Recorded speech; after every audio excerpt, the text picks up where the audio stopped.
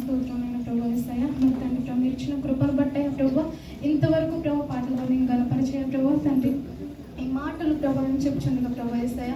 ప్రతి ఒక్క బిడ్డ హృదయంలో ప్రభు యేసయ్య ఈ మాటల ద్వారా ప్రభు యేసయ్య ప్రభు కదిలింపజేయమని ప్రార్థిస్తున్నానయ్యా. అయ్యా మీరు వదిలిపెట్టే రీతిగా కాదు కానీ ప్రభు వాటి ద్వారా ప్రభు యేసయ్య మరి తండ్రి మా హృదయంలో మేము మార్చుకోవడానికి ఈ సహాయం దయచేయమని ప్రార్థిస్తున్నాను ప్రభు. ప్రతి బిడ్డలో ప్రభు యేసయ్య మీరుండి అయ్యా నాలో మీరుండి అయ్యా ఏం మాట్లాడాలో ప్రభు మీరు నాలో ఉండి ఆ మాటలు తగ్గింపజేయమని ప్రభు. నేను చిన్ని ప్రార్థన నేను నీ పాఠం చేసుకున్న ప్రతిఫలం దయచేయమని పిల్లలతో ప్రతిఫలం పెట్టుకుని ప్రార్థించుకుంటాను.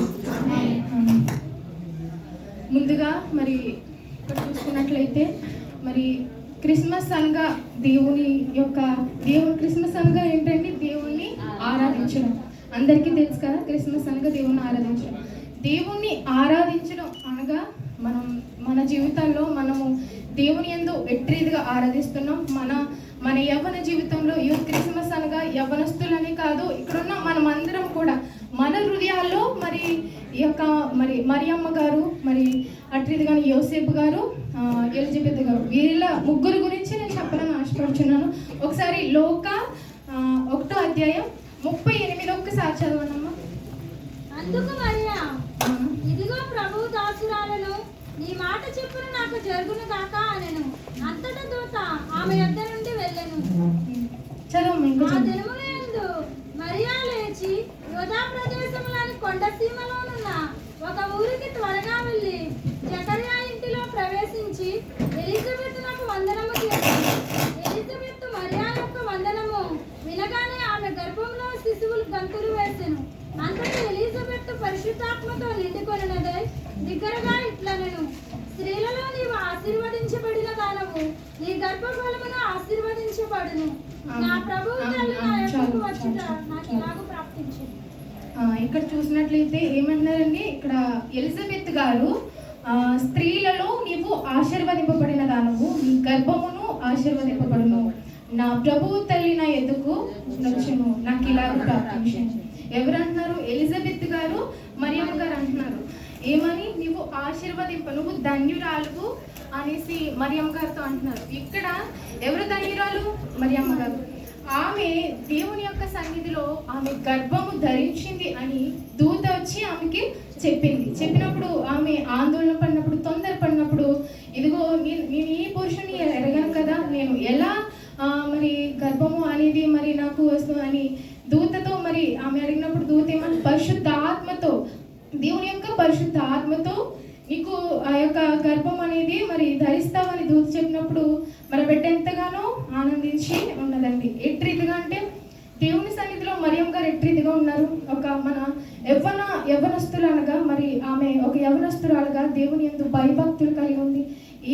యోసేపు గారిని తప్ప ఆమె వేరొక ఎవరిని కూడా ఎరగదు. ఆమె ఈ లోకంలో ఆమె ఏమి కూడా ఆమె లోకాశలో కానీ ఏ విధంగా కానీ ఆమె ఎట్రీతిగా అంటే దేవుని యందు పూర్తిగా ఆనుకుంది. ఆమె దేవుని కొరకు ఆ యొక్క మరి లోక రక్షకుని కొరకు ఆ యొక్క లోక రక్షకునికి జన్మనివ్వటకు ఆమె ఎటువంటి శ్రమనైనా ఆమె భరించుటకు ఆమె ముందుకు వచ్చింది, సిద్ధపడి ఉంది. ఈ దినమున మనం ఎట్రీతిగా ఉంటున్నాం మన జీవితంలో, దేవుని కొరకు ఏది వదులుకోగలుగుతున్నాం మనము దేవుని గురించి మరి మనకు తెలుసు, మన రక్షణ పొందుకున్నాం, మనము రక్షణ తీసుకున్న తర్వాత కూడా మన రక్షణ కాపాడుకోగలుగుతున్నామా? దేవుని యందు మనము మరి యొక్క మరియమ్మ గారు వలె మనం ఉండగలుగుతున్నామా మన జీవితాల్లో? ఇప్పుడు మనము ఒక్కసారి మనల్ని మనం ప్రశ్నించుకుంటే కనుక మనకు అర్థమవుతుంది. ఈమె అయితే దేవుని కొరకు అన్నీ వదిలేసుకుంది.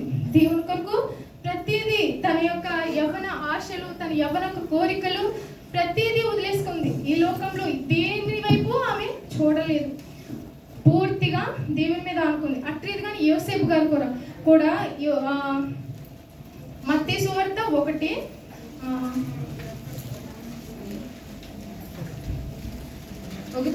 అధ్యాయము మత్తయి సువార్త 20 కానించి చూసినట్లయితే, అతడు ఈ సంగతులను గురించి ఆలోచించుకొనిచుండగా రహస్యముగా ఇదిగో ప్రభువు దూత స్వప్నమంతా అతనికి ప్రత్యక్షమై, దావీదు కుమారుడు అయిన యోసేపు, నీ భార్య అయిన మరియను చేర్చుకొనుటకు భయపడకుము. ఆమె గర్భము ధరించినది పరిశుద్ధాత్మ వలన కలిగినది. ఆమె ఒక కుమారుని కనును. తన ప్రజలను వారి పాపముల నుండి ఆయనే రక్షించును అనెను. ఇదిగో కన్యక గర్భవతి అయి కుమారుని కనును, ఆయనకు ఇమ్మానుయేలు అని పేరు పెట్టుదు. చాలమ్మా, చాలు చాలు. యోసేపు గారు మరి ఇది ఎలా జరిగిందనేసి యోసేపు గారు కూడా దేవుని ఎంతగానో భయభక్తులు కలిగి ఉండి తన యవ్వన కాలంలో కూడా ఆయన కూడా దేవుని యందు పూర్తిగా ఆధారపడి దేవుని మీద పూర్తిగా అనుకొని ఆయన కూడా మరి దేవుని యందు మరి అంత మరి భక్తి కలిగిన జీవితం జీవించి అతను ఎంతో శ్రమ యేసు యొక్క ప్రభు ఆయన భక్తులు శ్రమలను ఆయన మీద వేసుకొనిచు ఆయన కూడా ఎంతగానో భయభక్తులు కలిగి ఉండి ఆయన ఆందోళన చెందుతున్నాడు ఇక్కడ ఏమని ఇది ఎలా జరిగింది అని. మరి ఈవిడ మరియమ్మ గారు ఎంగేజ్మెంట్ ఇంకా అయింది కదండి, మరి ఈయన ఆందోళన చెందుతూ అది ఎలా అనేసి ఆయన ఆందోళన చెందితే దూత అంటుంది అక్కడ ఏమని, నువ్వు తొందరపడకు, నువ్వు భయపడకు, అవి పరిశుద్ధురాలు, మరియమ్మ గారు పరిశుద్ధురాలు, నువ్వు ఆమెను చేర్చుకుంటకు ఎంత సందేహము నువ్వు పడక అవసరం లేదనేసి దూత మాట్లాడుచున్నదండి. వాళ్ళతో వాళ్ళు ఎంత భక్తి జీవితం జీవిస్తే వారి యొక్క దేవుని దర్శనాన్ని ఆ పరిశుద్ధ కార్యం జరిగించడానికి దేవుడు కృప చూపించాడు.